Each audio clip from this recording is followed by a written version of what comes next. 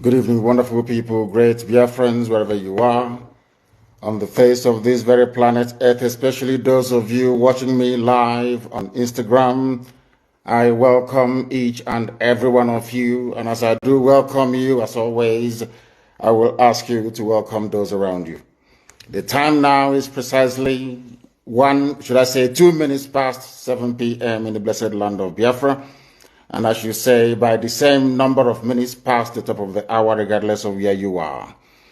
I welcome you by saying good morning, good afternoon, good evening, and good night to some of you, because unlike any other, this very broadcast, simulcast on multiple platforms, this very day, morning, noon, or night, depending on where you are, is being relayed right across the face of this very planet Earth. A lot of people are watching, a lot of people are listening, and many of you will be blessed as a result of it. And as I do welcome you, please endeavor, or should I say, try to welcome other people as well.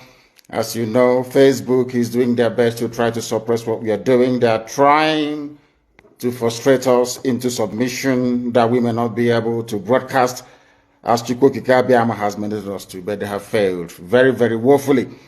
And they will continue to fail. Today's date is the 8th day of March in the year of our Most High Elohim 2021. My name is Anambra-Igbo. I am the leader of the indigenous people of Biafra all over the world, the director of Radio Biafra and Biafra Television, and by the very special grace of the Most High Elohim, a servant of the wonderful people of Biafra. Regardless of where you are, as I said earlier, we are welcoming you. And we are going to pray as it is customary for us to do here. If you want to see me live, see me, I should say, not just hear my voice. You go to my Instagram handle, I should say. It is _. You know, the slash that is at the bottom, _official. A lot of people, I wouldn't say a lot of people. There are about, how many of you? I think about 99 people are now watching. Am I correct? Yes, I think roughly about that. And it's owned by Facebook as well, incidentally, so it won't surprise me if they try to kick us out sometime during the course of this very, I should say, enlightening program this very evening.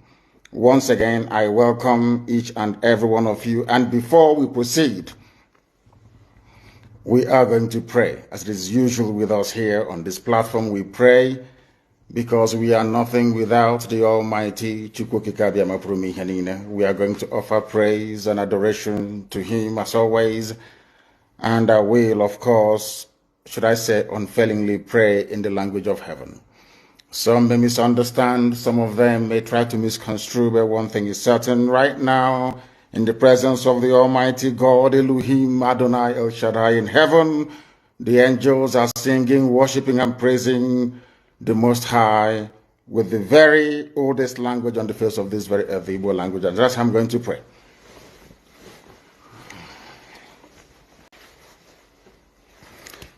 Ezi onye nwe anyị na Chineke nna nke pụrụ m ihe niile, Chukwu okike abịa ma bụ onye anyị na-efe na-agọzi aha nsọ ya, onye ọ bụla ya na-achị, onye mmụọ na mmadụ na-erubere isi, onye ọ bụla ya bụ ọka aka.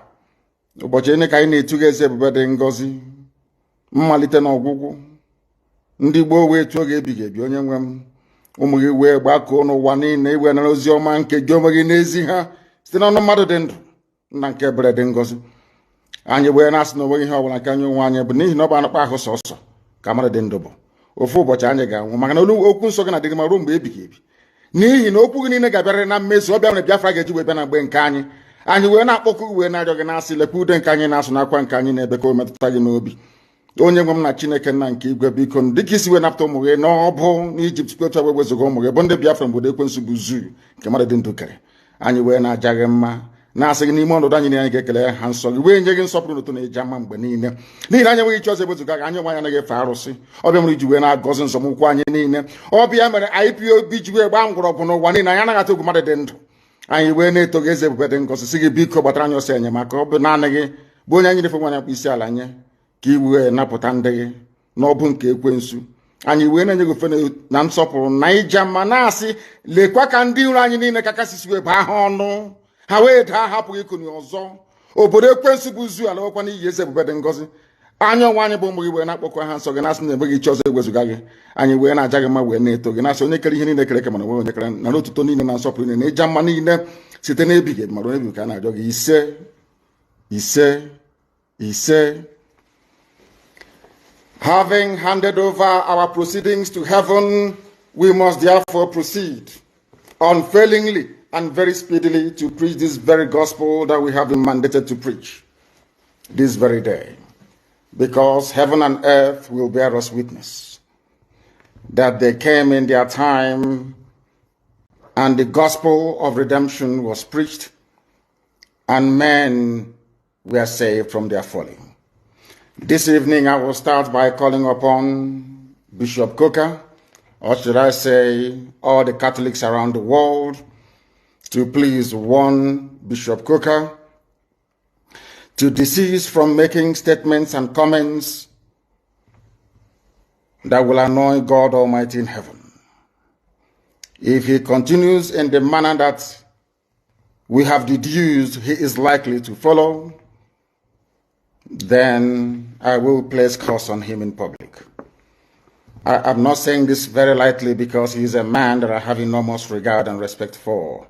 Bishop Coker, I respect him. I love him immensely.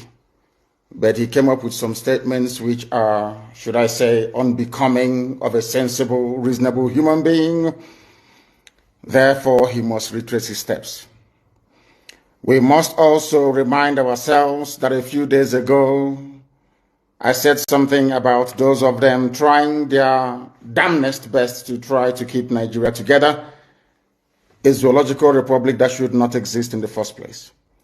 And this evening, I want to reinforce this very fact, that the curse that I placed upon United Kingdom, a people that I revere and I love very much, people that I hold their citizenship and have sworn allegiance to, and will continue to defend their interest, genuine interest, of course, because I am an Anglophile at heart.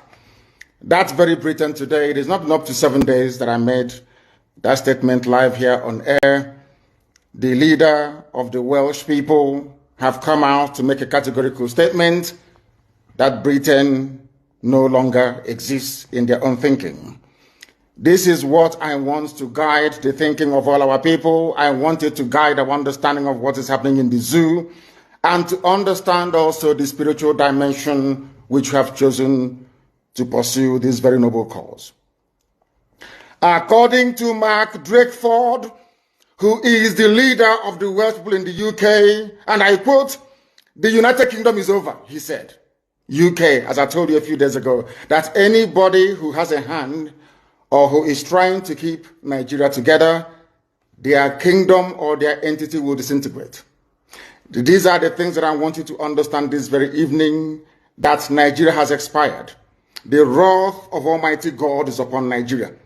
Look at Tinubu, for example, what the Yorubas are going through on his account. Look at how the Christian minorities in the north are being slaughtered and brutally massacred by the Janjaweed elements of the caliphate. Because the likes of Bishop Coker is there preaching unity that he knows doesn't exist.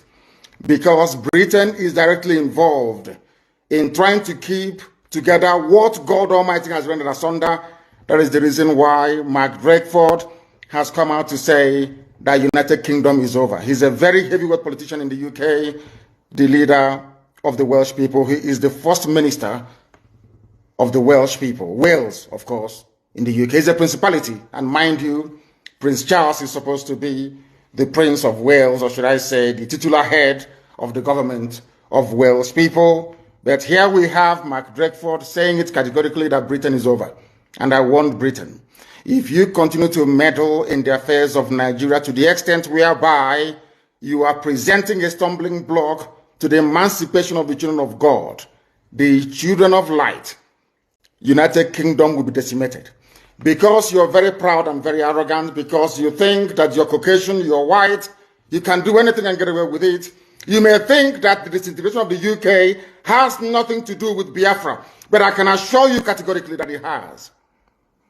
If you do not stop meddling in Nigeria, if you do not stop this, your, should I say, perverted, racist devotion to keeping people who shouldn't be one together in one monstrous entity called the Zoological Republic of Nigeria, believe you me, God Almighty in heaven will destroy Britain beyond recognition.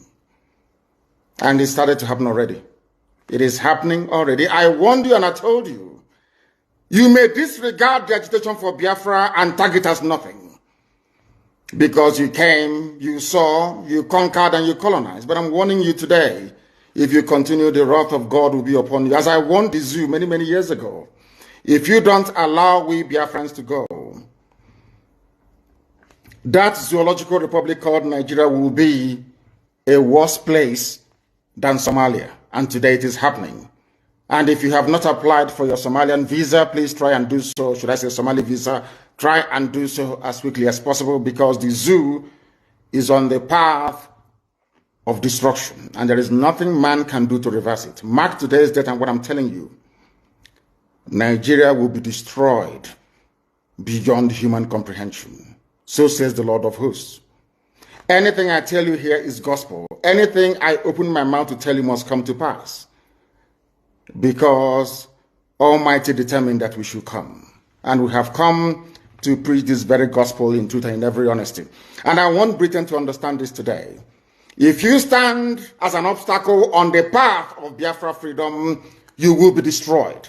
The same way that the late dead Buhari tried. Buhari tried to stop Biafra from coming. Today he's in a shallow grave in Saudi Arabia. Not only that, that kingdom he was trying to build is now shaking. That very kingdom, that very Fulani caliphate, the Fulani takeover of Nigeria is in tatters. Because we are here, or should I say, Chukwukikabiyama determined that we should come. And nothing, absolutely nothing is going to stop us from performing the will of the Almighty. Today, I can tell you categorically that in the United Kingdom, the First Minister of Wales, part and parcel of this United Kingdom that colonized, enslaved, subjugated, and still colonizing the zoo called Nigeria till today, a part of Britain have now said that they're going to divide. They will leave. Scotland will leave.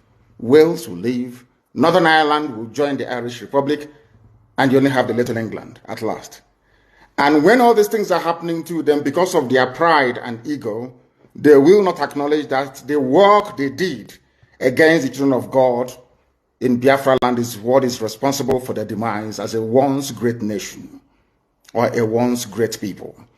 They are also on the path of decline, and nothing can reverse it unless they stop meddling in the affairs of Biafra. The United Kingdom is over, and a new union should be crafted to reflect a voluntary association of four nations. In other words, Britain will no longer exist. You have England, you have Wales, you have Scotland, and you have Northern Ireland. The reason for that is because they meddled in the affairs of the children of God. As I told you earlier, Almighty God in heaven has a way of punishing his children. And we have been roundly punished, believe you me. If you have to be subjugated under the very cruel, barbaric rule of Fulani Janjaweedism, you will understand what we are talking about. As I'm speaking to you right now, most villages are under siege. There are killings and rapings, abductions and murder going on right across the length and breadth of the Zoological Republic. But they cannot understand what is happening to them. They know that the problem of insecurity in Nigeria is intractable for the simple reason that they have failed, should I say, to allow Biafra to go. The sooner they understand this or realize this, the better for everybody. But I'm not sure they will, because they are very stubborn. And as God hardened the heart of Pharaoh to fail, so are they also going to fail. And that is why those of them who are in Benue State, that is why the likes of Governor Autumn or the very young man who was mouthing his rubbish a day or two ago concerning the deployment of Eastern Security Network into Lower Benue is in for a very, very difficult and horrible experience of their lives. I must warn also Governor Autumn of Benue State. I am not laying claim to Benue State, the entirety of Benue State, not at all. What I'm making very clear to you is that there are Igbo people, Igbo communities, not traders, not migrants, not settlers, no. These are our traditional towns, communities, and villages wickedly gerrymandered into the north. That you have Igbo people today answering Igbo names, speaking Igbo language, who are answering to Northerners. An abomination before God Almighty in heaven. I will not allow it to continue. Those Igbo-speaking parts of Benue State is part and parcel of Biafra, part and parcel of the eastern region. And should anything happen to them, if you fail to control Fulani incursion into that very territory, then ESN will continue to do their work. And I have commended them earlier and allow me to do so again at this very moment. I commend the men and women, not just of our high command, but also of the Eastern Security Network that successfully pursued and apprehended a notorious Fulani bandit by the name Muhammad Isa. We have the videos. For those of them claiming he's an old man, they're all lying, and they know it very well.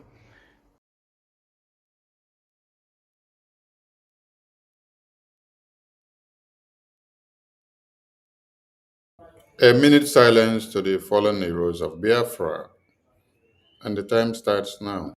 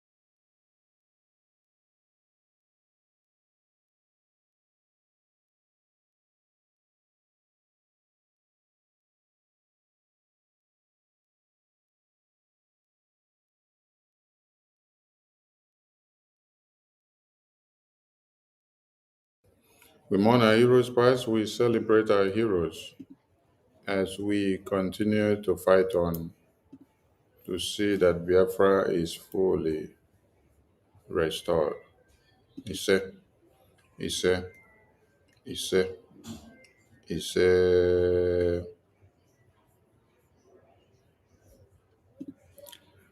Yeah, greetings to all Biafrans and greetings to those watching us on different platforms. We are live on TikTok, we are live on Facebook, YouTube, and Twitter.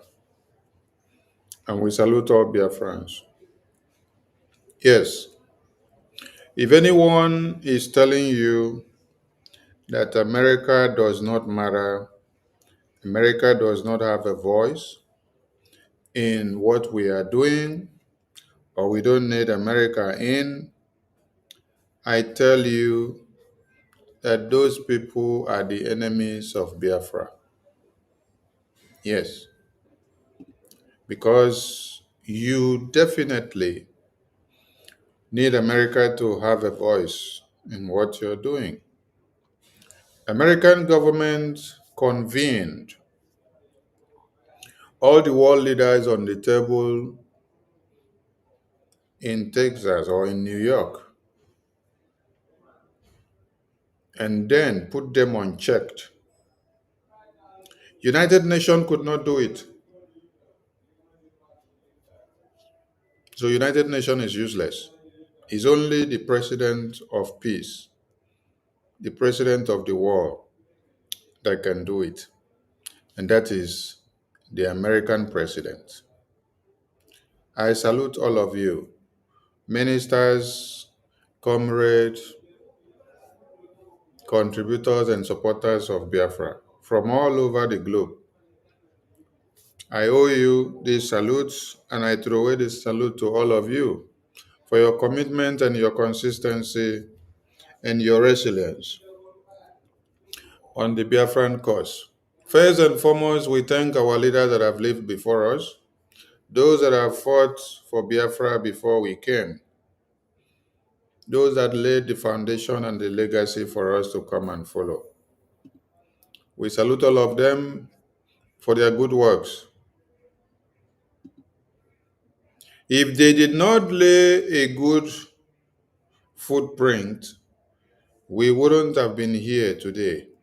It's because they laid a good footprint, and it is a remarkable one, and the one that history will continue to speak of.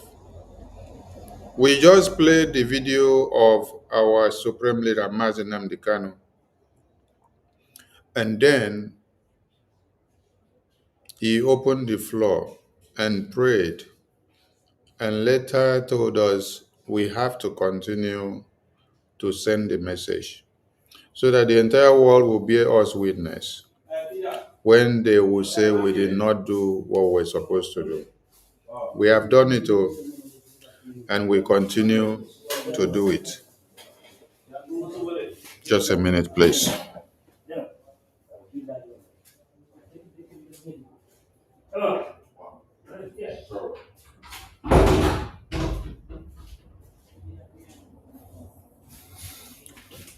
So, I appreciate all of you supporting Biafra, all of you supporting the BDF, all of you supporting BRGIE. I don't know what we would have achieved without all of you, and I don't know what Biafra land would have been without all of you. Our babies, women, and children and men are not being slaughtered and running out of their lands to Cameroon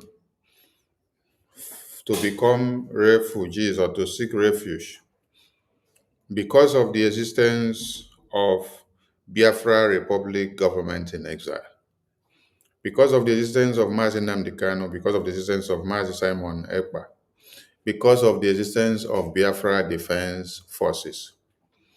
It's like we foresaw the doom that was coming to the entirety of human beings in Nigeria.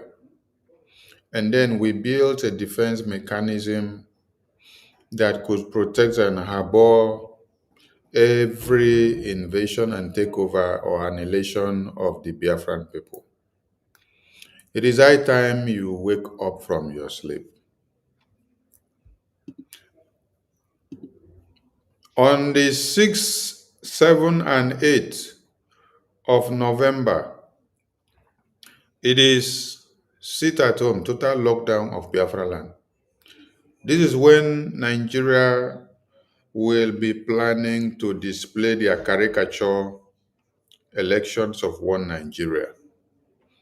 And we implore all Biafrans to remember that you all casted 50,048,916 votes to say yes to exit Nigeria.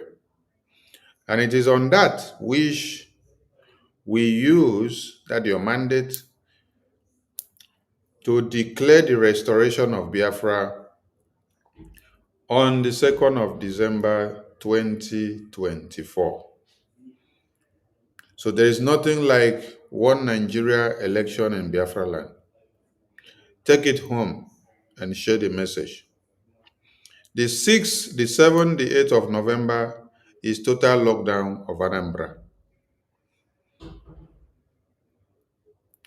And let me remind everybody, on this very day of the 6th, the 7th, the 8th of November 2025, during these 3 days, sit at home. Stay clear from anything Nigeria within Biafra territory. Because the Biafra civil engineers, they will be restructuring many structures in Biafra land. And we also urge every Nigerian institution within Biafra territory, on these days, lower your flag, it is mandatory, lower your flag. Nigeria terrorist government, lower your flag, on the 6th, 7th, 8th. Every Biafran should know that they have to stay clear from anything Nigerian territory. Because on this 6th, 7th, 8th, the Biafran civil engineers will be restructuring many structures in Biafra land. The Biafra civil engineers will be restructuring many structures in Biafra land. So on these 6, 7, and 8, lower your flags of Nigeria in Biafra land. And Biafrans, stay clear from every Nigerian facility, because the Biafran civil engineers will be restructuring many structures in Biafra land.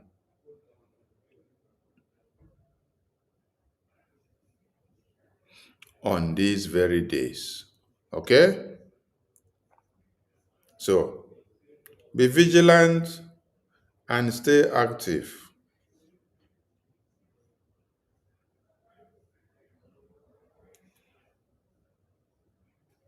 And we continue on our awareness. Now, there is no elections in Biafra land, and you have thousands and many reasons for that. The evil politicians that we have in Biafra land, they sold Mazen Nnamdi Kanu for what? They sold him out for a pot of porridge so that jihad can happen, so that they can massacre everyone and they can make money. They can become senators and ministers and governors of Nigeria in diverse ways.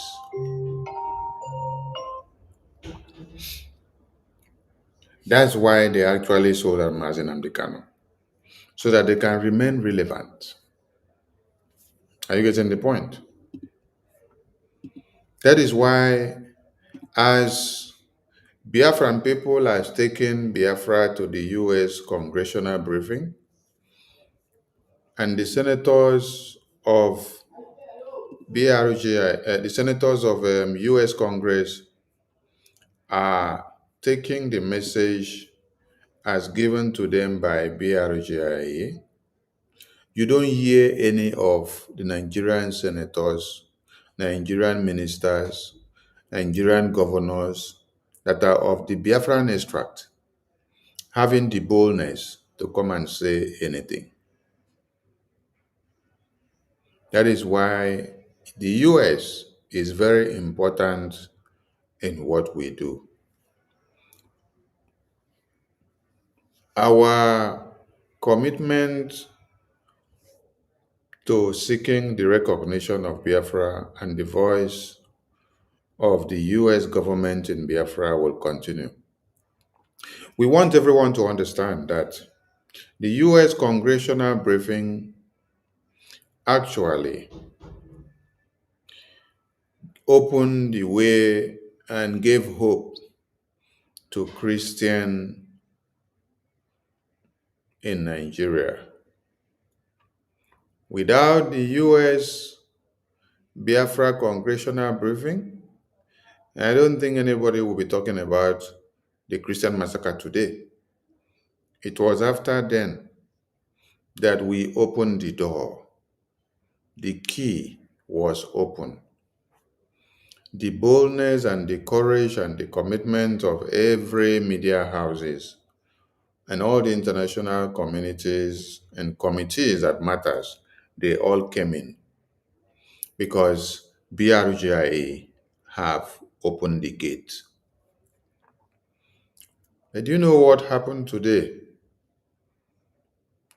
Today, one of the senators or reps of Nigeria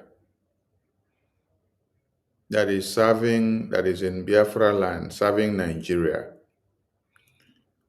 he was cut short in the whether National Assembly or House of Representatives of Nigeria for doing what? For trying to bring Mazin Nnamdi Kanu's case to Nigerian House of Reps or National Assembly. That is going to be my topic tonight. But I want everybody to remember and to understand that it is only the Biafran people that has made Christians in Nigeria to now have hope. All your hopes were dashed out. And now, for BRGIE to have gone to the US Congress and put Biafra on the table, you now have hope. Yes. Biafran people has given you hope today. So I want Biafran people to understand that the work that you are doing is paying off. That Nigerian government runs away from discussion of Mazin Nnamdi Kanu's health condition or a motion raised by one of their senators in the lawmakers' chambers of Nigeria, you should understand what it means. What it means is that they are getting your message. Before the senators or the lawmakers decided to raise the motion of Mazin Nnamdi Kanu's health in the lawmakers' chambers, the message that you have been sending, which is holding our senators, our ministers, our governors accountable, our politicians, for the release of Mazin Nnamdi Kanu, it is sinking deep. It is yielding fruit. So what are you supposed to do? Continue to fire on. Yes. You need to continue to hold your leaders accountable. If you don't hold your leaders accountable and you go about running to Abuja, you go about running to Lagos, you are actually wasting your time. Yes, there is somebody here that says he did not see the US congressional briefing televised on television by the US government. You did not see it, Wibo Okudili, you did not see it on US television televised. But the US government, the lawmakers' chambers, the White House, they allowed you entrance into the US Capitol. You, Wibo Okudili that is talking, have you ever had access to enter the US Capitol? Let me even start from your Nigeria contraption where you come from. Have you ever had the opportunity to, let me highlight your message. Have you ever had the opportunity to enter Aso Rock? Nwibo Okudili, have you ever had the opportunity to enter Aso Rock in Nigeria, where Boko Haram terrorists controls? You have not. So if you have not even had any access to enter Aso Rock, then talk less of having the opportunity to hold a congressional briefing inside the Aso Rock chambers, where you are now telling the entire world about Biafra, about the massacre of Christians, about the persecution of Christians, about the slaughter, about the terrorist invasion that has come to take everybody overnight in Nigeria. If you have never had such opportunity to enter Aso Rock, and then BRGIE had the opportunity to do this in the US Capitol. Do you know what it means to be in the US Capitol? Do you know that you have to get clearance? You must have been approved by the Congress before you can have such event inside the... When you hear of Washington, D.C., and then you hear Donald Trump telling you Washington, D.C. must be protected. We must fish out all the criminals. This is the capital. Anybody coming in must be screened. Everything must be serene. And then you sit down and you see the Biafran people having a congressional briefing, not outside of Washington, D.C. House. It is inside the congressional building, where you used to sit down on your television and you watch. And then you see that the lawmakers of America, the speaker is speaking, the Secretary of State is speaking, the Secretary of Defense is speaking, the Secretary or the head of the Justice Department is speaking. That is the place where you used to see Donald Trump sit down to speak, that Oval Office. Now that place where that Oval Office there, now there, now in Biafran people go. So you may not understand the significance of Biafran people holding a congressional briefing inside the US Congress House. It is not about the presence of the congressmen and women to be inside there. You did not see congressmen and women inside there, right? Because they were in already a congressional session.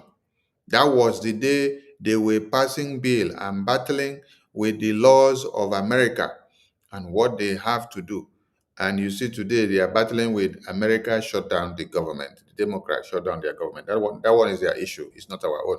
They were debating on their governmental structures and decisions that they have to make. But you did not see them there. Then I want to ask you, if you did not see them there in that very place, how did we enter the congressional building? How did we gain access to enter this place? Do you enter this place by chance? Do you just go and walk about? All these people you see here, they had a tag that was screened and presented before they were able to enter here. Without that tag, without your name on the list of persons that were coming, you were not allowed to enter. You must be cleared before you enter. So this place that you looked at and then you thought it was just a caricature or a showy display, the result of what was done here is what you are seeing now. You did not need to see the senators and the reps members and all the lawmakers flocked into that very room. But they approved that congressional briefing to hold. They gave that venue. All they told you was go and use the key to unlock the door. Because this congressional briefing was a key to open the door to deal with Nigeria. A key to open the door to open the Pandora box of Nigeria. After this congressional briefing, you have seen everything happening to Nigeria now. Nwibo, are you also lamenting as Nigerian government are lamenting? Because Nigerian government are lamenting very, very hard. They are lamenting so much and trying so hard to do what? To debunk the exposition of the massacre of Christians, the slaughter of Christians. So before we even go into what happened in the National Assembly, where Mazi Nnamdi Kanu's issue was brought up and then they tried to flag it off, I want to go to the CAN chairman that was massacred, because Nigerian lawmakers are trying so hard to deny that the massacre of Christians in Nigeria is not just massacre of Christians. That we are trying to put the US to come and destroy their government. That the massacre is generalized. No. This is, and today we saw a post coming out from Christian Association of Nigeria platform. And they said that they are condemning the US and dismissing the fact that the massacre in Nigeria is Christian targeted, that it is not. So that is why I'm bringing this video now to play, to ask the Christian Association of Nigeria, who was beheaded here? Which person's head was cut off? The video where the chairman of Christian Association of Nigeria's head was cut off, the video is there. We have the video, but we cannot play the video here because of how gory the images are. Yes, because when you're dealing with Nigeria, you have to be going with evidences. That is why when you go to the BRGIE website, when we are publishing a news, we will give you evidence link for verification. You will click the evidence link, you verify the evidence that we are giving you. So it is not alleged. No, it is not alleged. We give you a link of the news that we are presenting so that you can go and verify. You click the link, you go, you verify. Let me show you an example. For example, now you come to the BRGIE website. Then you come to news. Then you come down to BRGIE's congressional briefing on Biafra. Christians now have hope after many years of Islamic jihad. This is the BRGIE website. It's under this our news portal. So when you come down here and then you read this news, you see verifiable evidence links here. We are coming. We want you to see. This is verifiable evidence link. When you click on this link, it will take you to confirm the evidence that is presented in this report. There is another one here. When you click on this link, it will open and then take you to the verifiable evidence that is related to this report. When you click on this link, it will open and take you to the verifiable evidence that is related to this report. When you click on this link, it will open and take you to the verifiable evidence that is related to this report. So we don't just come and read news. No, like Nigeria will do. They come, they do copy and paste. We are not doing copy and paste. What we are doing is to point the evidence to you, report and relate to Biafra, and then bring Biafra to the center stage. Okay? Now we know that when Boko is a fool, you will want Biafra to be presented in Washington, D.C. And your NGOZI or Abu Fulani has been with you for over how many months, and she has not been able to present it to the US. Okay? Oge is presenting it, and then you are crying. Continue to cry. Hey, hey. Continue to cry, you. And that brings us to something else. Biafran people, we have seen Ngozi posting out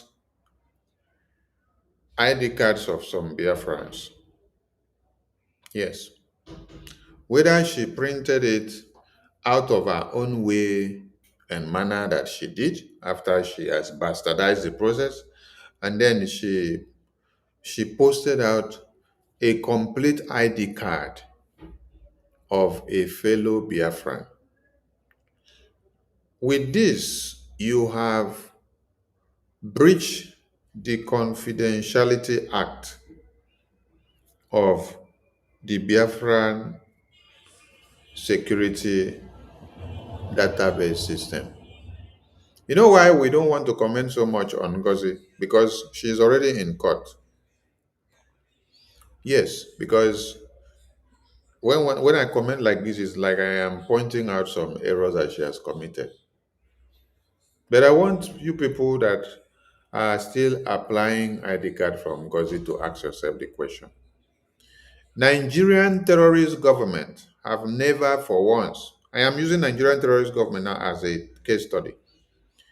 Nigerian terrorist government has never for once brought your passport or your ID card or your driving license, snap it and push it to the media, no matter anything that happens.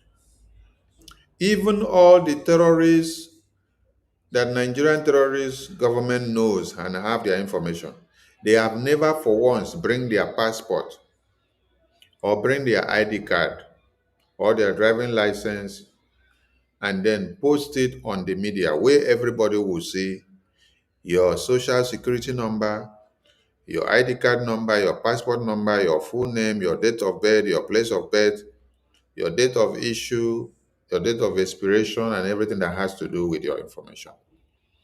But do you know what Ngozi has done? Ngozi brought out a full-scale information ID card of a fellow Biafran, posted it online.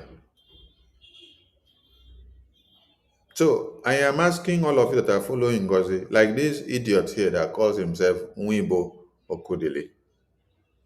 Nwibo Okudili, if you are residing in Nigeria, or if you are residing in America, or if you are residing in Europe or any part of the world, I want to ask you, has there ever been a time that the immigration of that country, or the police of that country, or the Camera Municipal of that country brings your passport or your ID card or your resident permit card.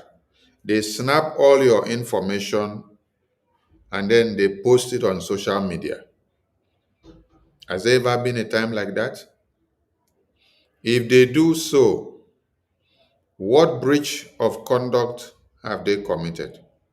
Don't you have privacy? When you go and apply for ID card or passport in your country, or your resident permit or driver's license, there is terms of confidentiality that is also involved, which state that the government of the country or the authority from where you are applying this document do not have the right to go and display your document on the media like this, displaying all your information, your name, your mother's name, your father's name, your address, your telephone number, your social security number, your registration number, your passport number, your driving license information, and everything, everything, everything. So I am asking all of you, have you in your country of residence, that country that you are staying, no matter any crime that you have committed, has the authority of that country taken your passport? I want to ask another question. Many of our people, they commit crime of drug addict. They get imprisoned or sentenced to 5 years, 10 years, 15 years in prison because of getting involved in drug addicted businesses. The government of that country don't have the power. The government of that country don't have the power to publish their passport database on the internet. Your passport is confiscated from you by the authority of that country. They keep it as your private information. They don't snap it and put it in the media. No. They don't even snap your face and put it in the media. But do you know what NGOZI have done? NGOZI has snapped the ID card of a Biafran, a full information, and then put it in the media. I don't know if I say the thing. I will not display it. I'm just letting you people know, because it is so bad. And you wouldn't believe that this kind of thing would have happened. So, Biafran people, I want you to understand this and to know this very well, that for those of you that are applying for passport in the hands of NGOZI, or applying for ID card in the hands of NGOZI, the ID card that we have already warned you that your informations are not safe and has been altered, and that that very database that was sabotaged is part of the case that is in court. Yes. So you're not supposed to continue to go ahead and do anything. You are doing it at your own risk. That is one thing you need to understand. You're doing it at your own risk. At your own risk are you doing it. At your own risk. I salute all of you in the comment section. I'm seeing all your comments. I can see Madam Key. I can see Silva. I can see Gloria Sodigbo, Tegwala Biafra, and Kechinyere. And then Boko. Okodili that is displaying his madness, Chukwuoma, Betty Ford, Ikuku Chukwu Eunice, Young Money, Okute Anthony, Roslyn Osiri, aka Wizard, Stella, Isaac, Akaraka, Love Akubundo. Hey, our police, Ekelebe, Ekelebe Akubundo, I salute you.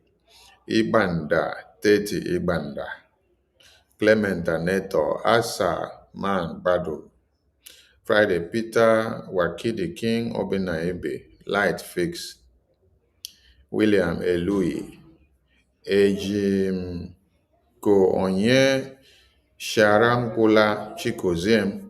I must pronounce every name because Kachi E, I see you. I must pronounce every name. Daughter of God, I see you. I salute all of you.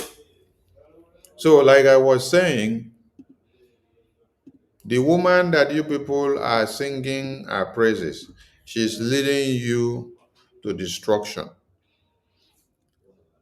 The day I will see your Biafra or your driving license of your country online, if you are in UK, if I see your driving license displayed and snapped and put into the media by the UK government, or they snap your passport and throw it into the media, or they snap your resident card or your national identity card with all your information. Okay, let me also go to the NIN. Have you ever seen Nigerian government snap your NIN, which has all your information, and then put it into the media?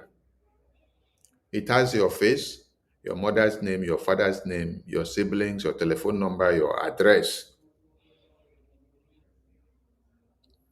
Nigerian terrorist government, as corrupt and useless as they are, they cannot do this. So all of you that are following a psychiatric nurse or a psychiatric patient in Georgia, all your brains needs to be reassessed. I'm telling you, because you cannot be following someone that our brain is not working well. And your ID cards are being snapped and put into the media. They snap your ID card and put it in the media.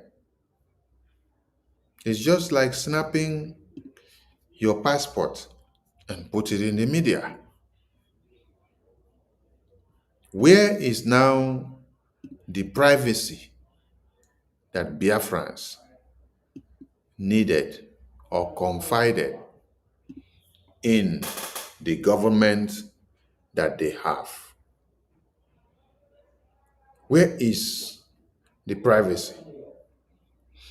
042, boy, today I really have time to be looking at some people's comments. You are here watching us. Why are you not watching your Mkpuru Mary madam? If we are not making exploit, why will you be here watching BRGIE instead of you to go and be watching at the smelly mouth of your Mkpuru Mary or Abu Fulani? That is where you should go.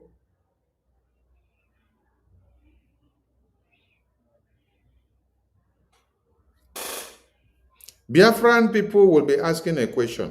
When I gave my information to BRGIE for them to use it and process my Biafra database ID card, BRGIE agreed. The agreement on the database is that my information will not be exposed to the social media. The agreement was that my information will not be exposed to a third party. The agreement was that my information will not be given out to anybody to know. So now that you sit down, you now saw your information, your ID card, posted out to the media with your face complete, with your ID card number complete, with your date of birth, with your full name. Hey, oh my God. With your expiration date, every information about you, your document is posted on the media. What kind of government authority does that? What confidence do Biafrans now still have in such government that carries their passport and carries their ID card, snap it and go and dump it in the media?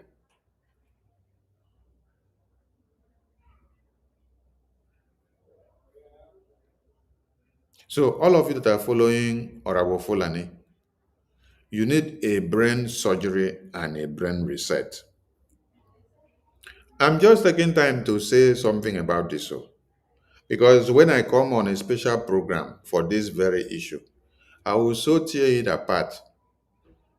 But you know, the Biafra database sabotage of NGOZI is already there.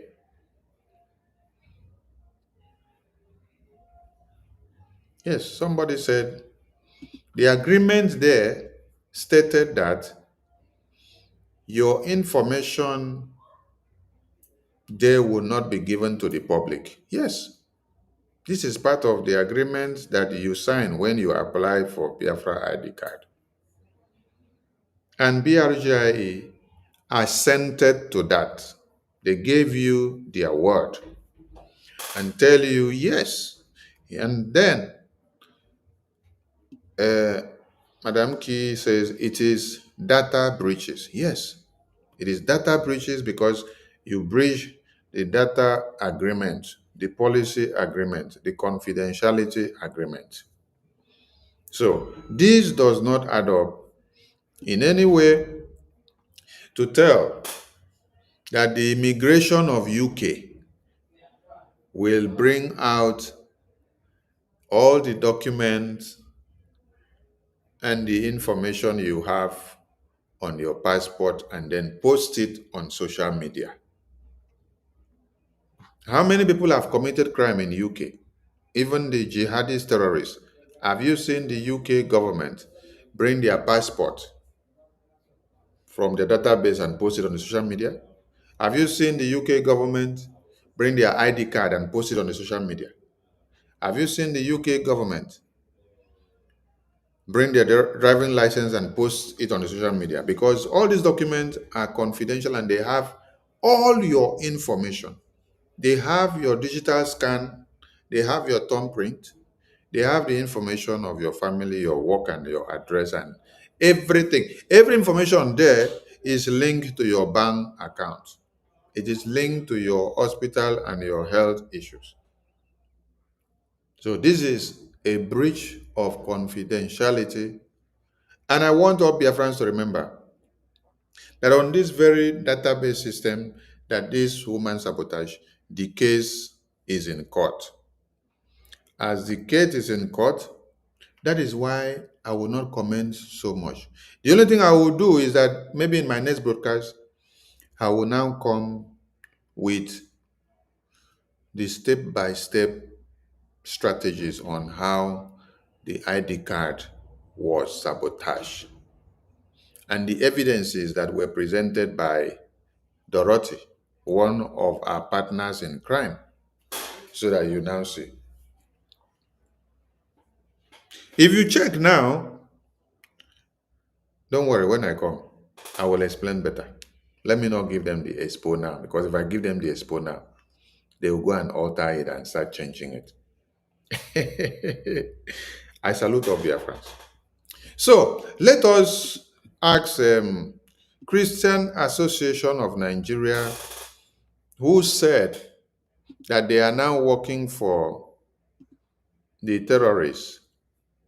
Let us ask them, who beheaded the chairman of the Christian Association of Nigeria? Because they came out to say that, that we are doing propaganda with the US government, that the genocide in Nigeria is not targeted at Christians. So let us ask them a question here. And the Adamawa State Chairman of Christian Association of Nigeria says Boko Haram fighters have beheaded Reverend Lawan Adimi, the CAN chairman in Michigan local government of the state. Bishop Stephen Dami Mamza explained that terrorists who earlier demanded for a ransom of £2 million, however, rejected an offer of 50 million naira and killed him.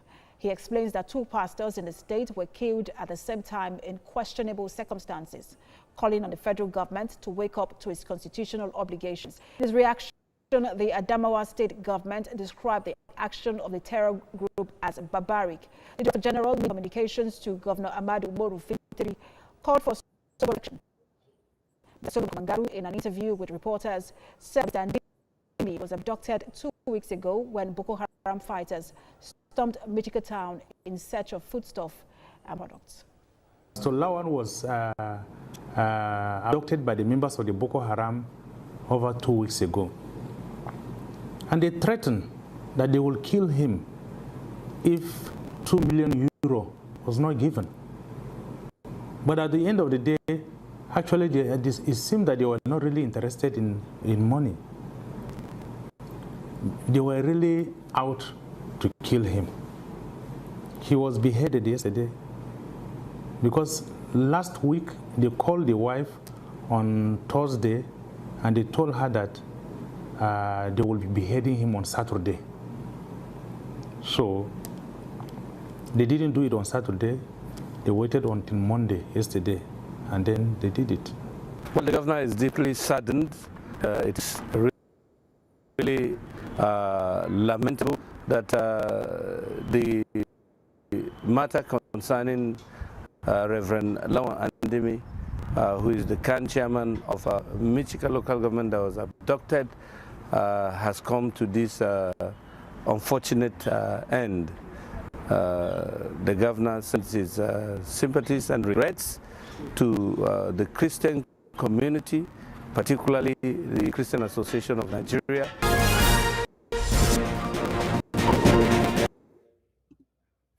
Who did the government or the governor send his condolences to?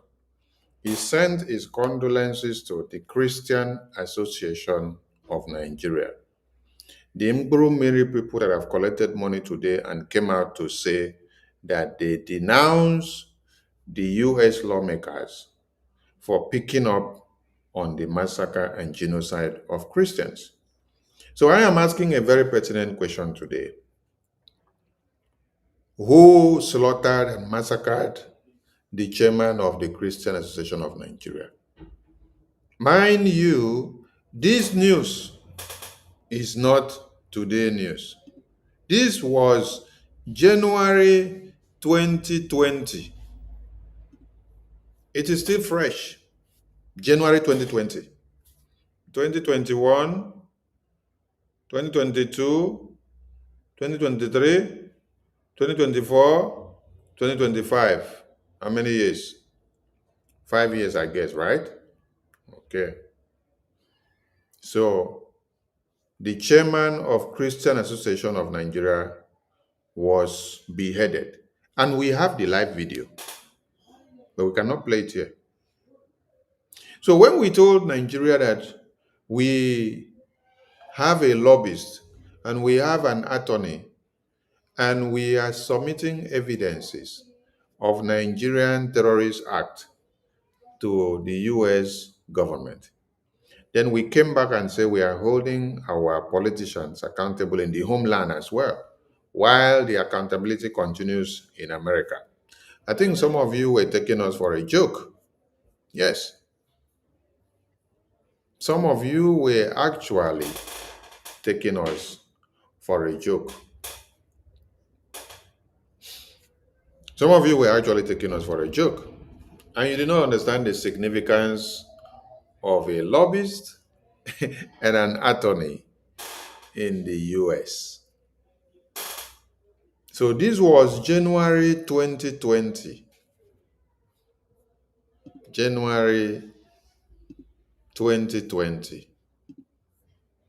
Christian Association of Nigeria chairman his head was cut off. They asked for 2 million euros, which they know that kind of money cannot be gotten. So it was that they actually wanted to eliminate him, to send a message to the Christians. Are you getting the point? They wanted to send a message to the Christians. That is why that amount of money was placed on his head as a ransom or as a bounty, whichever way you put it. Because they know if you can pay, come and take him now. If you can't pay, that is why they will put that kind of humongous amount of money. Because you will not be able to raise it. 2 million euros.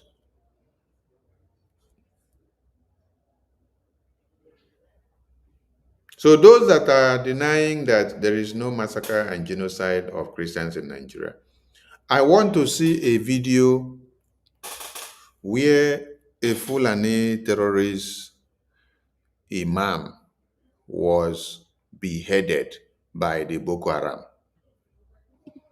We want to see a video where the Fulani Islamic imam or Boko Haram imam or any Islamic imam was beheaded.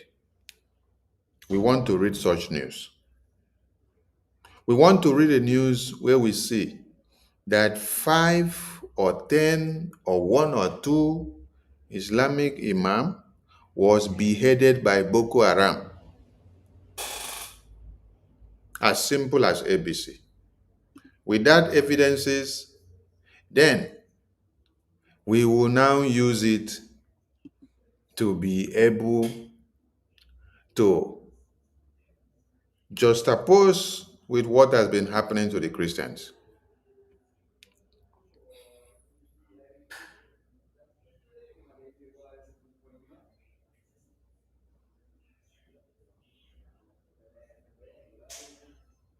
Can anyone provide us with a video or one publication where one Islamic imam was beheaded? We are looking for evidence of it. If you can produce us one evidence where an Islamic imam was beheaded by Boko Haram, we will not have any reason to argue with you again. Boko Haram executes chairman of Christian Association of Nigeria in Adamawa 2020. Can you see it? The Abubakar Sheko faction of the terrorist group executed the chair of the Christian Association of Nigeria, CAN, in Adamawa, Reverend Lawan Andimi, on January 20. Reverend Andimi was abducted on January 22nd when terrorists wearing military fatigues ransacked Michika town and forced him into a vehicle. News of Reverend Andimi's death was broken in a tweet posted on 21st January by Nigerian investigative journalist and Boko Haram expert Ahmed Salkida, who received a video of the beheadings of Reverend Andimi. And an unarmed soldier at 2:42 p.m. Mr. Salkida wrote, "To break some news items can traumatize. I'm battling with one of such. Reverend Andimi, abducted by #Boko Haram, was executed yesterday. Reverend Andimi was a church leader, a father to his children, and the community he served. My condolences go to his family." Then you read, in a proof video of live video sent to Mr. Salkida earlier, Reverend Andimi had asked his colleagues and particularly the president of his own denomination, the Ecclesia Yanwa, a Nigerian EYN Church of the Brethren in Nigeria, to speak with the Adamawa State Governor and other relevant officials to secure his release, while expressing confidence that he might return to family and colleagues by the grace of God, he added, if the opportunity has not been granted, maybe it is the will of God. Reverend Andime concluded his statement with the following words: don't cry, don't worry, but thank God for everything. That was how Reverend Andime was beheaded by the terrorists that you see today. So we are now asking the people that said that what we have done with the US congressmen and women and lawyers and lawmakers to hold Nigeria on their blockers, those that are saying that it is a lie. We want a counter evidence. If this is a chairman of the Christian Association of Nigeria that was beheaded, many officials of Christian Association of Nigeria have been beheaded. Not one, not two, not three, not four. So if they have turned the Christian Association of Nigeria to a Boko Haram terrorist group now, or to a Palestinian terrorist group, or to a mass terrorist group, we want to understand so that we will all know that they don't exist in Nigeria and they are all working for Nigerian terrorist government. So nobody will waste time and think that there is CAN, Christian Association of Nigeria. This is an opportunity to drag out all the religious leaders. Pastor Enenche, Apostle Suleiman, Oyedepo, which other one? All these pastors, all these bishops, Kuka, and all of them, both the ones that are speaking and the ones that are not speaking. This is an opportunity to tell all of you that when you keep quiet about the massacre of one Christian Association of Nigeria official, and you downplay the reportage, and you take sides with Nigeria to be able to continue in their massacre because you want to remain relevant, you may be the next person to be cut short. Yes. So the massacre of Christians in Nigeria is real. For those that are not aware, we are helping you to amplify the news. Yes, we are helping you to see and know. That is why all these days when I come online, I don't bother playing any other video. I'm playing videos that is exposing more of the genocide and the massacre because this is the time to key in. Bring all those ones that were hidden before, play it now. Play every one that is being circulated on the media so that those that want to deny, they will have no reasons to deny. The evidence will be out there and everyone will see it and it will add up. We want to commend Senator Ted Cruz and the other senator that is also being swagalicious. Yes. What's the name of the other senator? Senator, wait, let me get the name where. The name of the other senator is Senator, okay, this is Congressman really more. Congressman really more. Yes. We salute you for standing strong for the Christians in Nigeria. Yes. We want you people to continue to hold the Nigerian leaders accountable and let the atrocities be brought back. The entire world must know what they have done, how they are going about it, and what people should know. So on this very note, let us bring this video so that you will also hear this one if you did not hear it before. Concern due to the persecution. You sent a letter to Secretary of State Marco Rubio. You called on the State Department to redesignate Nigeria as a country of particular concern due to the persecution of Christians in Nigeria. What's going on there? Yes, it's really, truly a tragedy what is happening in Nigeria. Just this year alone, 7,000 Christians have been killed by Boko Haram, an Islamic terrorist organization. Just on Ash Wednesday this year, we had a priest kidnapped and murdered, and another 54 Christians martyred on Palm Sunday. There's 35 Christians a day being murdered in Nigeria by an Islamic terrorist organization. The Biden administration removed that designation of a country of particular concern for Nigeria. President Trump had put that designation on them in his first term, and I'm urging Secretary Rubio to bring that designation back because it is certainly warranted. We need to stand up for these Christians who are being murdered in Nigeria. Unbelievable. All right, Congressman, we'll be watching you work on that as well. Thanks very much for being here this morning. Riley Moore joining us. Thanks, sir. We'll be right back.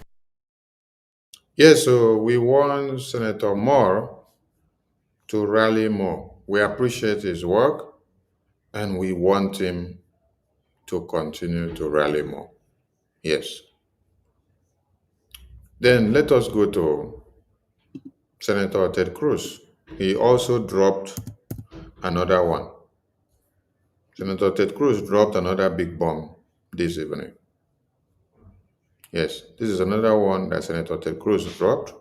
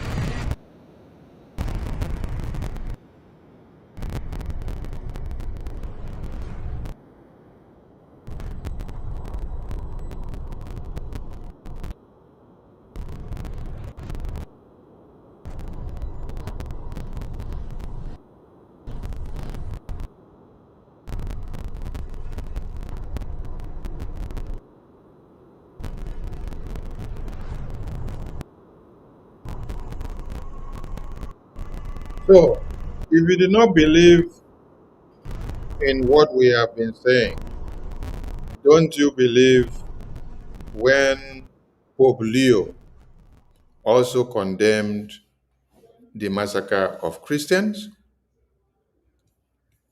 If you do not believe in the one that we are saying, don't you believe when Pope Leo, yes, Pope Leo,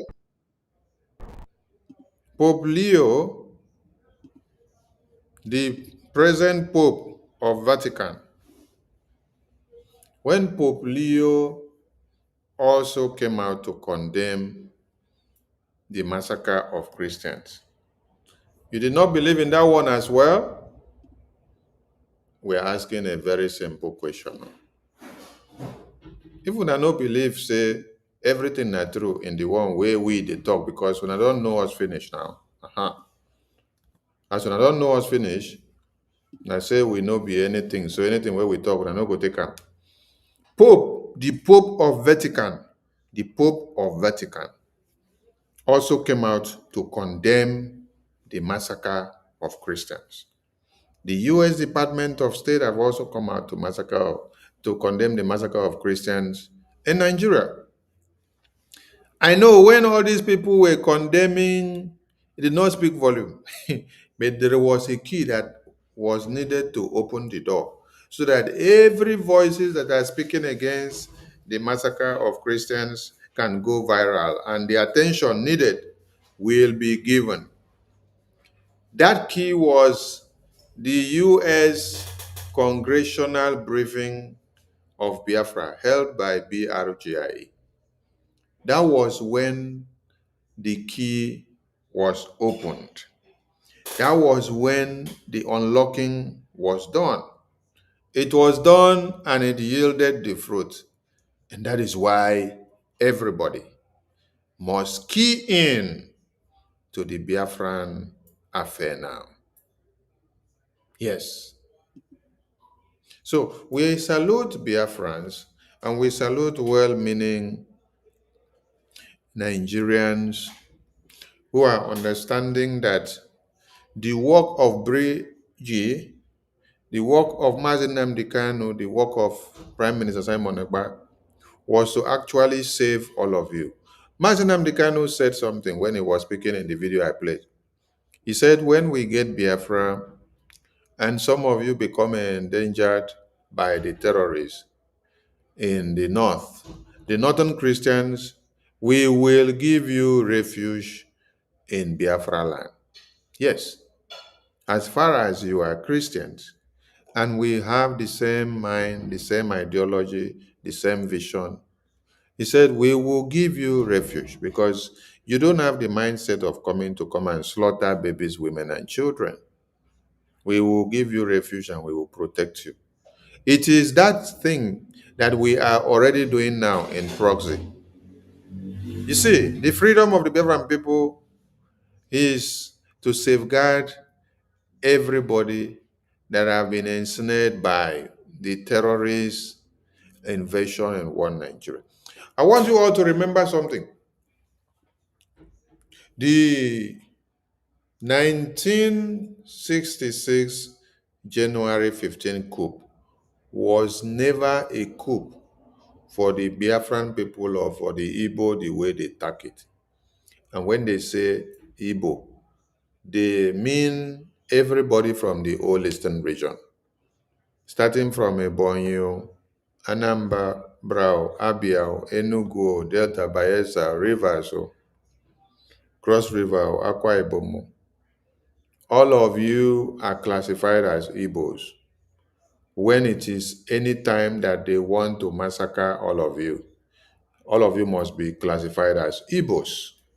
But if they come to steal your resources, they will not classify all of you as Igbos. That is when they will start segregating all of you. That is when they will tell you, oh, Effiong, you're from Calabar. Effiong, you're from Akwa Ibom. You are not Enugu. They will tell Ifeanyi, you are from Anambra. They will tell Nwatumba, you are from Ebonyi. They will tell Boko, you are from Enugu. Because they want to knock your heads together so that you go and start fighting for resources. But it is the same Biafra that you are, but they have a name that they call all of you when they want to kill you, and they have a name they call you when they want to exploit you. The name they call you when they want to kill all of you is Igbo. All of you are Igbos. All of you are Biafrans. But when they want to exploit you, they call you a name of segregation by ethnicity. Are you getting the point? So the genocidal war that started, The January 1566 coup was not for the Igbo people or the Biafran people. It was to curtail the menace, the genocide and the massacre that is happening today. The same way it is happening today, it was happening same way in 1960s and getting down to 1966. Nnamdi Azikiwe, the then president of Nigeria, seeing that the jihad was coming very close, he decided to vacate Nigeria. He went to the Caribbean and was towing around. That was when he went on recreation, moving about, enjoying himself, because he knew Nigeria was on a suicidal slide. So he did not want to be on ground when the time bomb explodes. So he went on the Caribbean, he was enjoying himself, and then left the ground open. So when the coup actually happened, when the war actually happened, he was not there. Are you getting the point? He was already outside because he could not contain it. So it is men with balls, men of steel, men of valor, men of timbers and caliber that can stand the test of time to face war and to face decision making in that kind of situation. So, was that January 1566 coup for the safety of Igbos? No, it was for the entirety of the Nigerian people. Most especially, the Christian sect were the ones that were targeted. They were the endangered species. So the same thing that is happening today, that Biafran people, Biafran government in exile, went to petition the US government to come down to the aid of everybody and to come down to endorse and give recognition of Biafra to the Biafran people. You now see that we have gone to open the key. We have gone to open the door. We have gone to open the padlock. We have gone to give hope now to every indigenous person in Nigeria whose life has been endangered in the hands of the terrorists. BRGIE, the Biafran people, have become another savior again. Mazi Nnamdi Kanu is in detention because he became a prisoner that was exposing and trying to help the entire Christendoms. He was exposing the terrorist invasion and the slaughter and massacre of Christians. So they had to kidnap him because he was exposing their evil plans. Are you getting the point? So that's what we are saying. So the evidences are everywhere. Anyone that is denying the fact, let them come, we will explain.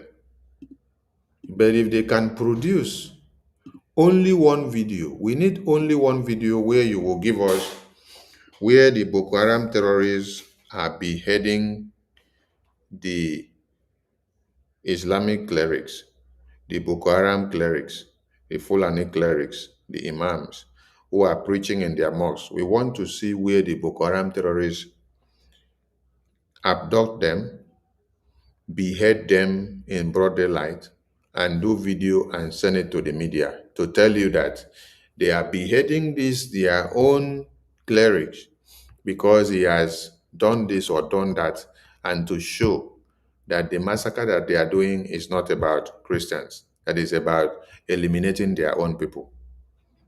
By so doing, we will validate what Nigerian terrorist government are saying.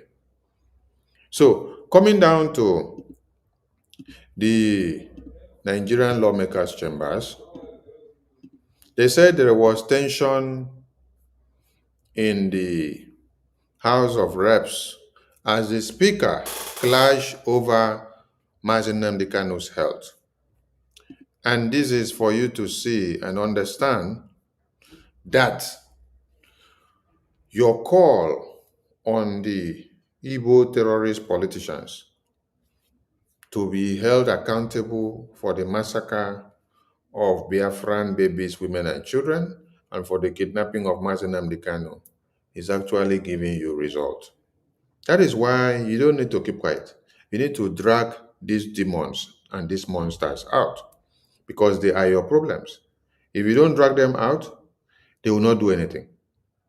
And we want to applaud that very rep, that very senator that is in that House of Reps speaking in favor of Nnamdi Kanu.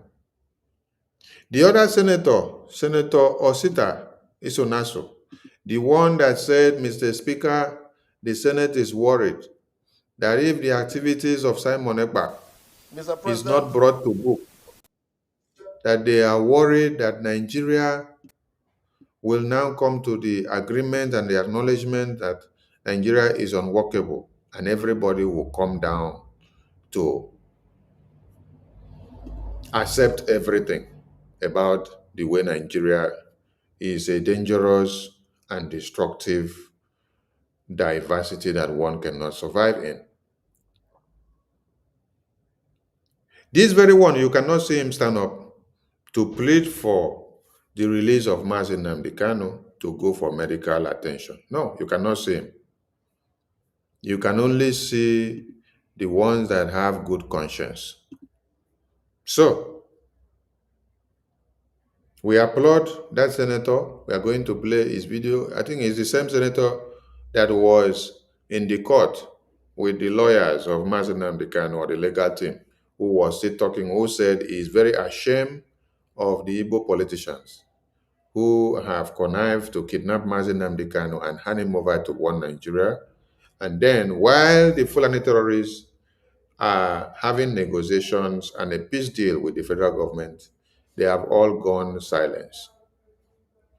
So we applaud this senator or this rep member for his stand in upholding the freedom of Nnamdi Kanu. So let us read what we see here and later we'll play the video. We said the lawmaker Obinna Agucho said he wrote the speaker Abbas Tajuddin and others on Nnamdi Kanu's deteriorating health, but has yet to receive a reply more than a month after. Did you hear that? It's up to a month to he wrote the petition. It's up to a month he wrote the petition. And because it involves Nnamdi Kanu, it involves a Biafran person, they don't care about replying or saying anything about it.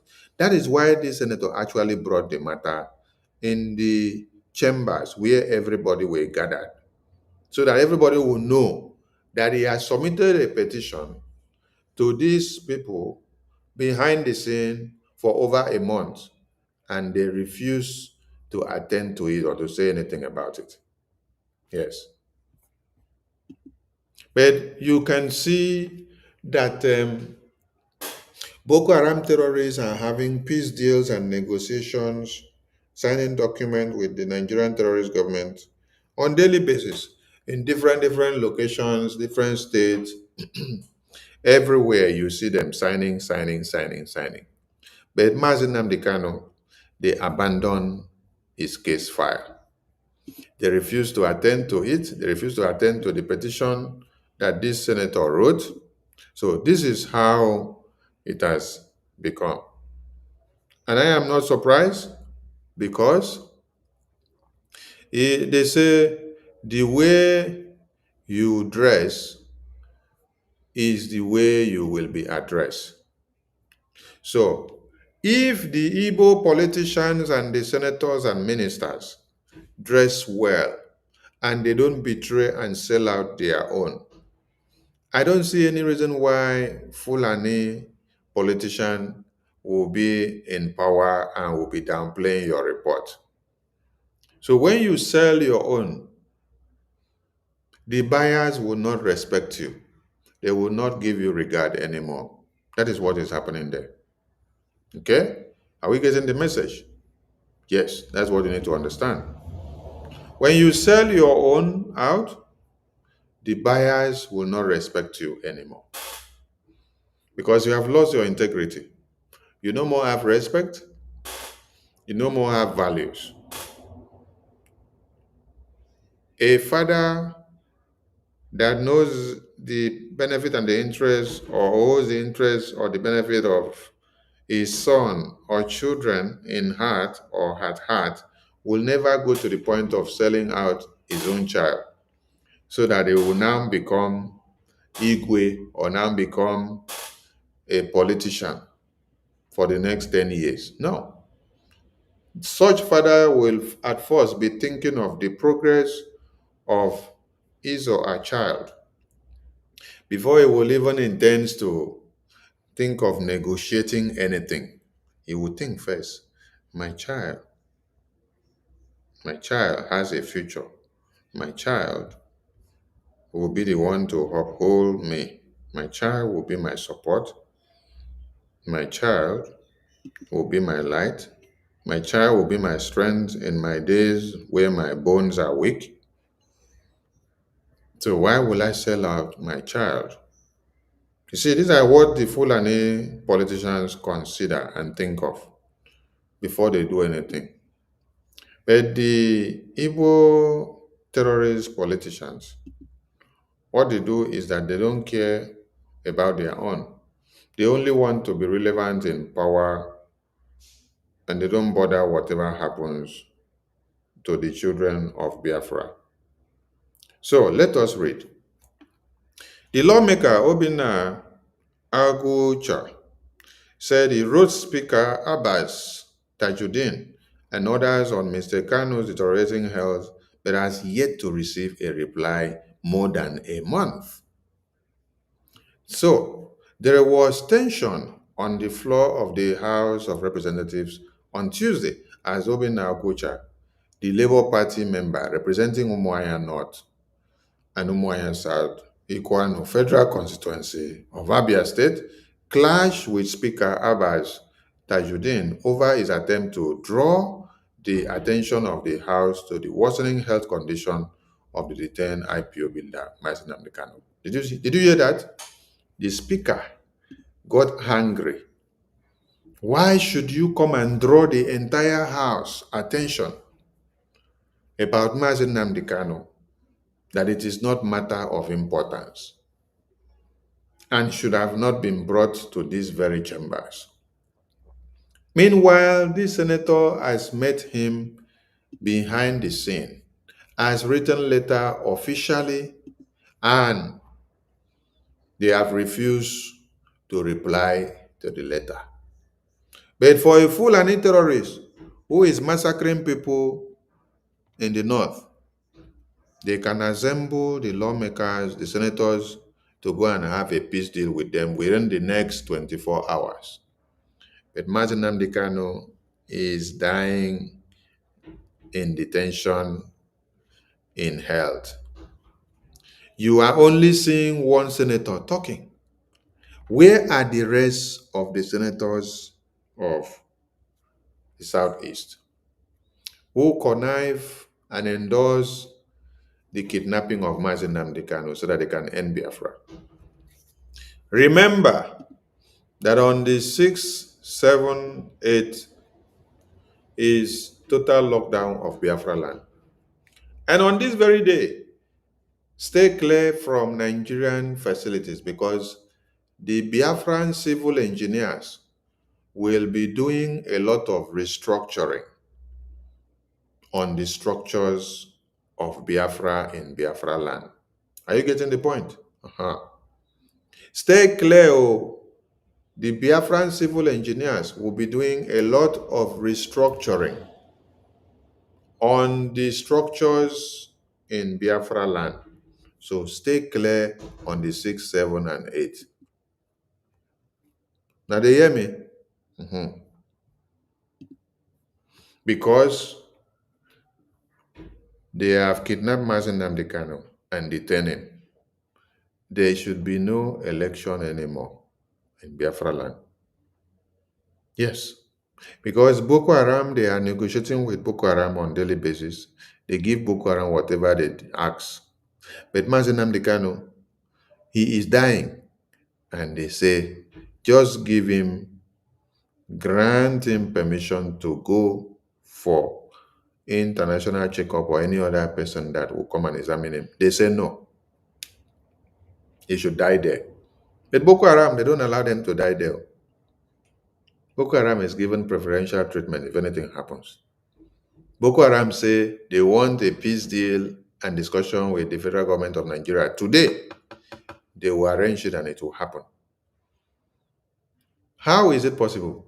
The senators and the ministers and the governors of the north, they will pressurize for it to happen. But the ones we have in the east, they will rather dig the grave. They will rather dig the grave of Mazi Nnamdi Kanu. That is why you are to hold all these terrorist politicians in the east accountable for the kidnapping of Mazi Nnamdi Kanu and for every Biafran that is being slaughtered and massacred, because they are your problems. Temper rose shortly after plenary resumed from the annual recess, when Mr. Agucha raised a matter of urgent importance. Listen, matter of urgent importance concerning the deteriorating health of his constituent, Mazi Nnamdi Kanu, who has been in the custody of the State Security Services, SSS, since his rearrest in 2021. There's nothing like rearrest, so since he's kidnapped. He was kidnapped in Kenya and brought down to Nigeria. The IPOB leader hails from Abia. Agucha's complaint. Presenting his motion, Mr. Agucha told the chamber that he had since 26 August. Listen, since 26 August. Since 26 August, Senator Agucha wrote to and written separate letters to the speaker. He also wrote to President Bola Tinubu. He also wrote to the Attorney General of the Federation, Lateef Fahimi, urging immediate intervention in the IPOB leader's failing health. When he wrote all these things, what happened? Hope Letus Odima, Dave Umahi, Soludo, Peter Mba, Ogbonnaya of Ebonyi, and all of them in Biafra land, they will tell Tinubu, ignore it. Don't release him. Don't do anything. Let him die there. We want to end Biafra. We don't want Biafra to come. If you release him and allow him to go and get the health, that means you are actually strengthening the life of Biafra independence. Are you getting the point?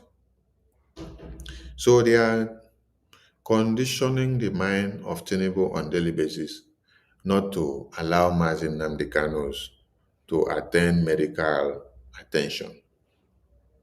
It is not the northern terrorist governors that are doing it. It is Hope Letus Odima. What's the other name? Enyenaya Abaribe, and all the governors of the East. They are the ones doing all these things. So, this senator here got so angry. That is why they have not even replied to the letter that he wrote to the Speaker, the Attorney General, and the President of Nigeria. That is why he got angry and brought the vexation to pour out inside the lawmakers' chambers. On August 26, I wrote to Mr. Speaker, to the Attorney General, and to the President, appealing for urgent medical attention for my constituent, Mazi Nnamdi Kanu. Up till today, I have not received any response. A report from both his personal doctors and the Nigerian Medical Association confirmed that he has organ deficiencies and dangerously low potassium levels. As we speak, he is on the verge of death, the lawmaker said. He reminded the House that a court had ordered independent medical examinations of the detained IPOB leader, noting that all three reports, including one commissioned by the court, had confirmed his health critical, and Nigeria don't want to do anything about it. It is about fundamental human rights. The court has said that only a man who is alive can stand trial, he said. Kanu has not been convicted of any crime and should be granted the same opportunity as others who have traveled abroad for treatment. Mr. Aguch urged the Speaker to use his office to press the executive for compliance with court directives and secure medical care for Mr. Kanu, warning that it is a matter of life and death and the demands of the House attention is needed. Are you getting the point? Now, as this senator is crying here alone, raising this motion, this is what another senator is doing. Mr. President, the Senate is worried that if the activities of Simon Ekpa, who is issuing the illegal sit-at-home order, is not checked, he may succeed in corrupting the minds of Nigerian youths and turning them against the government of Nigeria. Accordingly, the Senate resolved to condemn the sit-at-home in totality, as well as the nefarious activities of Simon Ekpa, who is the gang leader. Point of order, the leader of the Senate.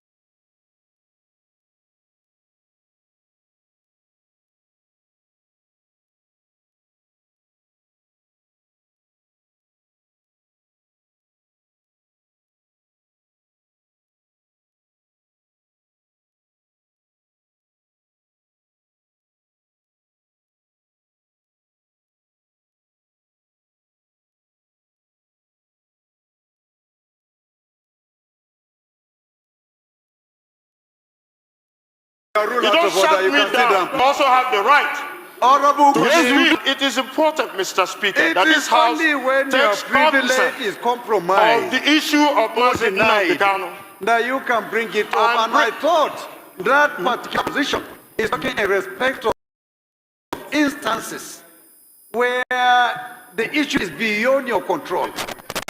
But this is not what a letter from you to from yourself to me. Yes, sir. When I have as a member Mr. Speaker, direct access to come to my office and seek for explanation. Speaker, I've been to your office. Go through this? I've been to your office to argue with the Speaker. Please, Mr. Can you read the order book, Rule 6 and Section 2, to know that Honorable Obi Ogoja, I represent the great people, Mr. Speaker, of Ikuano, Umaya North and Umaya South constituency. Mr. Speaker, I'm an Abia man. Mr. Speaker, I rise on Order 6, Rule 2. Matters of privilege.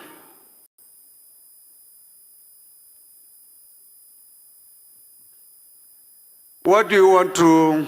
Go ahead. Okay. Thank you, Mr. Speaker, for giving me the opportunity.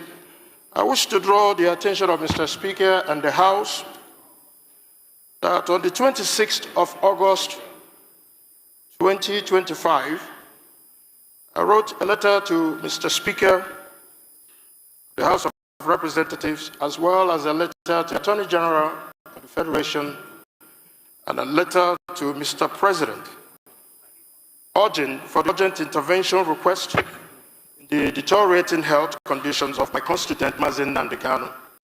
Up until today, Mr. Speaker, I have yet to receive any response from Mr. Speaker, from Mr. President, and from the Attorney General, despite the deteriorating health of Mazi Nnamdi Kanu, whom has been evaluated by his own team of doctors and came up with a report which was attached to the letter that was submitted to Mr. Speaker and to the President, and as well to the Attorney General. Second evaluation has been conducted by the Nigerian Medical Association, and the results even further confirms the deteriorating health of Mazen Nnamdi Kanu, that he has organ deficiencies, low potassium, and that he is, as we speak, on the verge of death.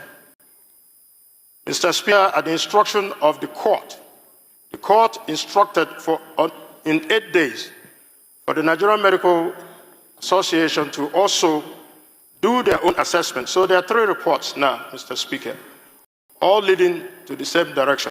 I quote the judge. The judge says, "It's only a man who is alive and living can stand trial." Mr. Speaker, this is not politics or any other thing, but it is a fundamental human right that should be ascribed to Mazen Nnamdi Kanu. Most other people in that gap have been given opportunities to even travel overseas to seek medical attention. Mazen Nnamdi Kanu is neither convicted of any crimes in Nigeria and must be protected under the Constitution of the Federal Republic of Nigeria.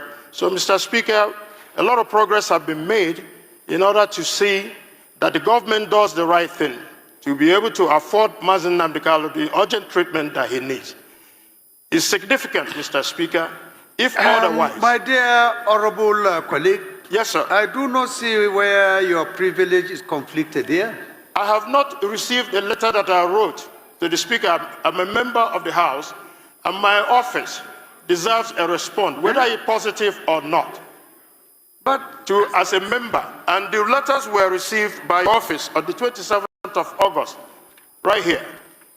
Is the letter you wrote to Mr. Speaker's office just a notification? Not a notification, or a demand sir. for a certain action to be taken? Yes, we requested for a certain action, which was to intervene in the medical condition of Mazen Nnamdi Kanu, whom is now, his health condition is deteriorating. If it is something specific to the office of the Speaker, Honorable, I find it a little bit intriguing that you will come by way of a privilege to demand action to be taken. Mr. Speaker, the letter office was of written. The Speaker that you have direct Mr. access Speaker, to. the letter was written since August 26th. You have direct, unfettered, Honorable. Yes, sir. Unfettered access to my office. This is not the kind of thing that I would expect that will come by way of privilege. It is a matter of privilege. If it is something beyond you, from the outside, but if it is something that is a letter written to my office, you know, a phone call from you, a visit to my office can solve the problem. So I don't think if Mr. Speaker, I've been to your office, Mr. Speaker. So you mean I've you also have submitted the explored letter, all Mr. options Speaker. and opportunities. You couldn't see me except here. I've come to your office, Mr. Speaker. We just resumed today.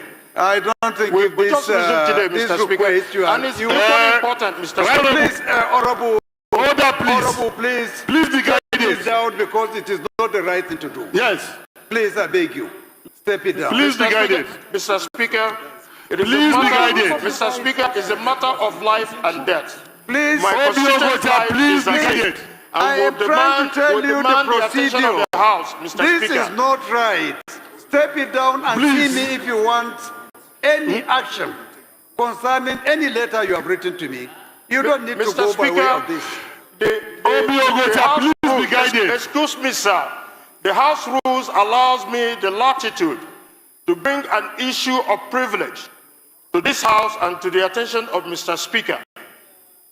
And it is important, Mr. Speaker, that this House only when your takes privilege is compromised of the issue of Mazen Nnamdi Kanu that you can bring it up. And I thought that particular position is talking in respect of instances where the issues is beyond your control.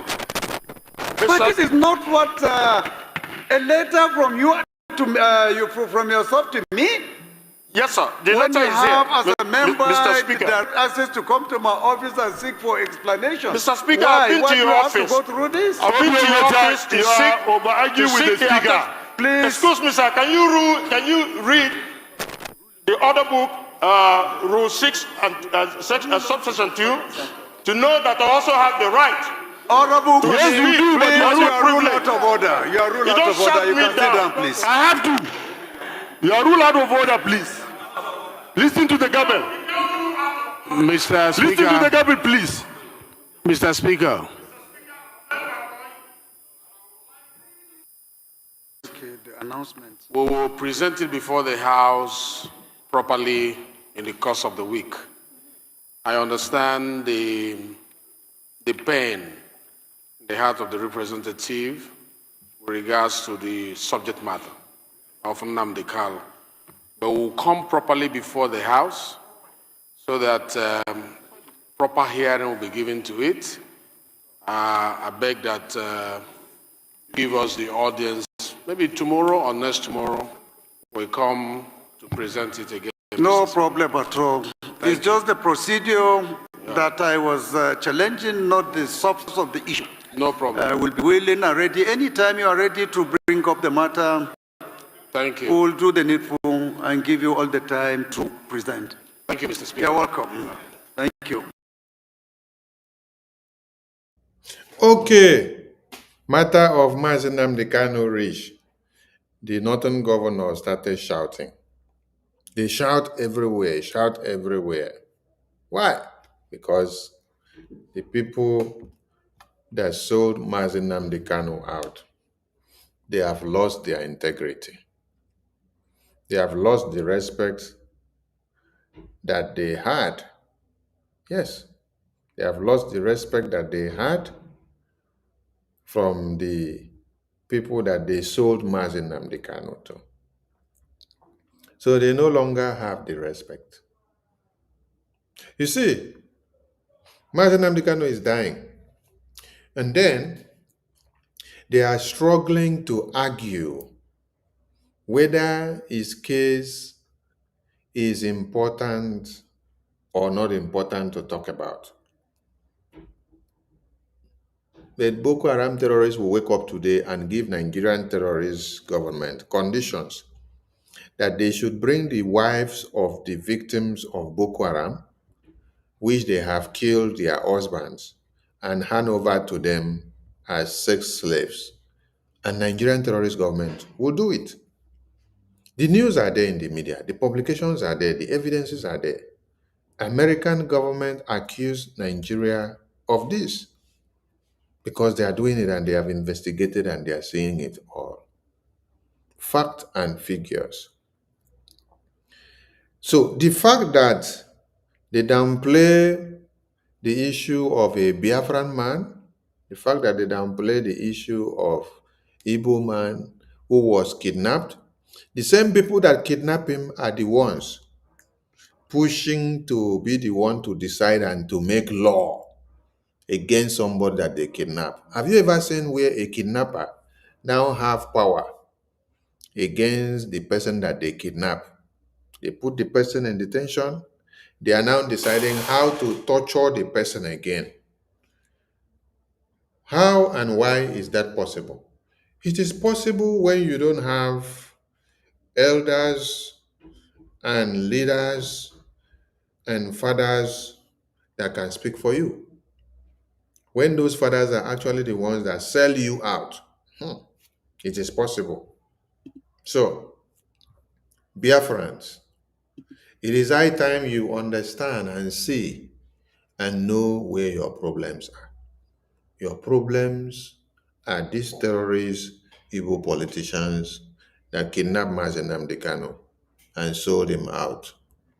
As they sold him out, that is why anytime they see and hear about somebody coming up to talk about the release of Mazi Nnamdi Kanu, they are all shivering in their panties. They are shivering because they know if Mazi Nnamdi Kanu comes out now, they are all doomed. So they rather want him dead because they don't want to see Biafra come to be. They all had agreement with Nigerian government that they should continue to fight against Biafra and should not allow Biafra to come to fruition. But we have declared Biafra.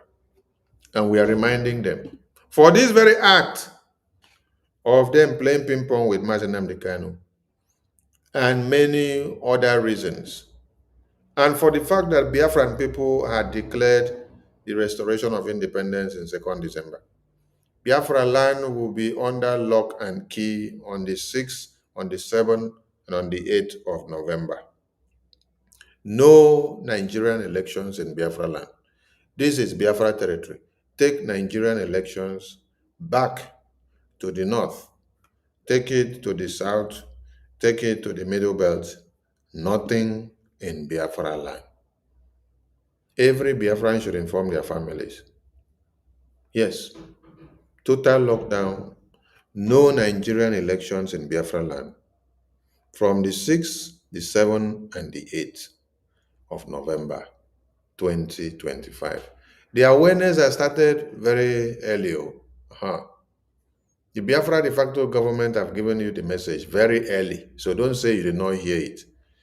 Start educating your families now and let them know. And remind them that Mazi Nnamdi Kanu is dying in detention. Mazi Simon Ekpa was in prison in Finland. All of them are what? Because of Biafra. Not because of their personal interests. Not because of how much they want to gain and what they want to make for themselves. No. Because of Biafra independence. So, let Nigeria understand. And you as a Biafran, make your voices heard by speaking in a loud voice of dissociating yourselves and canceling everything and anything that speaks Nigeria in Biafra land. I salute all Biafrans. And I want everyone to understand that it is only in Biafra land that Biafrans are not running away from their ancestral land to go to Cameroon to go and become refugees. But in every other part of Nigeria, it is happening. It is happening in Kwara, it is happening in Borno, it is happening in Plateau, it is happening in Kano, it is happening in Kaduna, it is happening in Benue, it is happening in Niger State. It is only in Biafra land that Biafrans are not running away from their ancestral land to go to Cameroon to go and seek refuge. Who is making it happen? It is the Biafra Defense Forces. That brings me to the men and women that are standing their ground to make this happen. So, when you see them, you have to give kudos to them. Because without these men here, Biafra land would have been overrun. Yes. Because these governors that you see here, they cannot help you. The governors you see, the senators you see, they cannot help you. It is only the Biafra Defense Forces that have been able to help you. It is only Biafra Defense Forces that are defending and protecting Biafra land. It is only Biafra Defense Forces that are taking the bullet for Biafra land to be safe. It is because of Biafra Defense Forces that you are not running away from your homes. People that are running away from Kwara now, Borno, ask them, where is the Nigerian army and police that are supposed to protect you? Where are your vigilantes that are supposed to protect you? But these are the same Biafra Defense Forces that they tell you you must hate them. You must see them as evil. You must kill them because they must always want to use you to destroy your own savior, your own salvation. It is only in Biafra land that you are not running away from your ancestral home to go and seek refuge in Cameroon. And it will continue to remain so, and it will be better off. So for the Biafra Defense Forces to do their work very well, we urge every Biafran to come and give them the support that is needed. Don't stand on the fence, because the fence cannot help you. Rather, come down from the fence and join hands to make sure that you defend Biafra land. You see, now we are all laughing at the people of Kwara. We are laughing at the people of Benue. We are laughing at the people of Kaduna. We are laughing at the people of Zamfara. We are laughing at the people of Plateau. We are laughing at the people of Kano. When the Biafran people were putting up an army, all these countries and all these states, they were angry with the Biafran people. They were making caricature with the Biafran people. They were calling Biafran people names. Yes.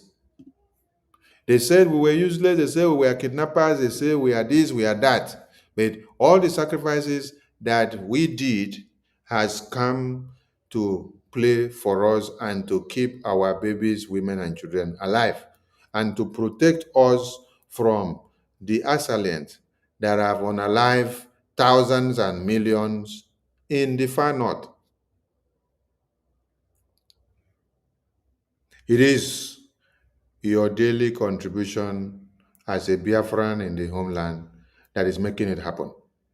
So join hands to make sure you support this Biafra army so that they will do more and continue to do more so that you will not run away from your land. This is the army of God. Come and support and join wherever you see us live. Wherever you see the Biafra de facto government in exile assemble, come and support so that they can give the Biafra Defense Forces everything needed to protect Biafra land. This is not time to listen to the propagandas of one Nigerian terrorist government. They have done propagandas enough. It is you that want to listen to them that would rather prefer that the Boko Haram terrorists will come and cut your head. Come and support Biafra army because they are your only savior. I salute all Biafrans. And everyone should remember that the 6th, the 7th, the 8th is total lockdown in Biafra land. I salute all of you and let the good work continue as we forge ahead to see that Biafra is restored. Ise, Ise, Ise. See you all tomorrow and pray for our leaders. And remember that there is a prayer on ground where every Biafran is mandated to pray and break the yoke of those that use egg to do caricature and to do juju against our leaders that are in detention. You are to use egg and do prayer every day. You are to pray for 1 week. You pray, breaking all the incantations and the juju that they have done on the head of our Onyendu and the head of our Prime Minister. You send it back to sender. If you can have yourself reachable to water or the water side, or you put your legs in basin or in your bathroom tub, put your legs there, do the prayer, and then later you burst the egg on the floor, inside your bathroom or outside or the veranda or anywhere. Allow it to dry off, later you can clean it up. Do this prayer with the egg for good 1 week. It is to destroy whatever that they have done with juju against our Prime Minister and against our Supreme Leader. Do it. Egg is life. Burst and break and destroy their evil incantation. For good 1 week, you must continue to do it. I thank you to everyone, and remember to observe and to keep these days holy. Share it and make your family and friends be aware so that they don't become the scapegoat. I salute all of you and good night from here. Remember to support our BDF because they are the life of the Biafran people. Into that very territory, then ESN will continue to do their work. And I have commended them earlier and allow me to do so again at this very moment. I commend the men and women, not just of our high command, but also of the Eastern Security Network that successfully pursued and apprehended a notorious Fulani bandit by the name Mohammed Issa. We have the videos. For those of